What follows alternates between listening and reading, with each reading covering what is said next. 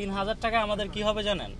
১,০০০ টাকা ২২০০ টাকা মিনিমাম চালের বস্তা, এক মাসের আমাদের খাবারের টাকা চলে আসলো। রোজিনা পরিবহন থেকে টোটাল ৩৯,৩০০ টাকা যাত্রীদের আমরা ফেরত দিয়েছি।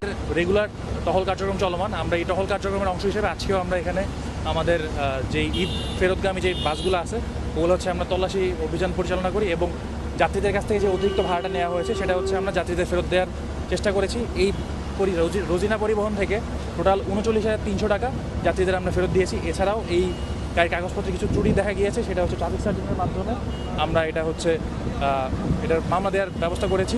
আর এরকম কার্যক্রম আমাদের গত ঈদুল ফিতরেও ছিল এবং ঈদুল আজহাতেও কার্যক্রম চলমান।